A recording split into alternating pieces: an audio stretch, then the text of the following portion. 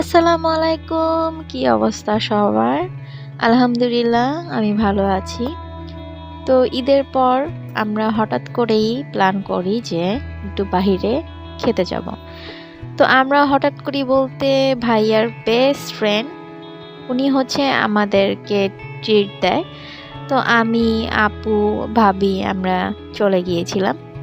তো এই তো আমি রেডি হয়ে খুব সুন্দর করে একটা হোয়াইট কালার ড্রেস পরেছি অ্যান্ড ধানমন্ডিতে যাব আমরা।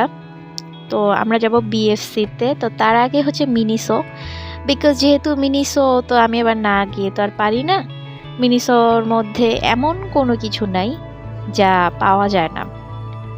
তো মিনিসোর মধ্যে হচ্ছে আমরা একটু ঘুরে ঘুরে দেখছিলাম আর সব কিছুই হচ্ছে দেখছিলাম। আর এই যে এখানে হচ্ছে আমি একটা হেডফোন দেখে নিচ্ছিলাম আর এখানে গ্লাস ছিল আর পিলো ছিল, ট্রাভেল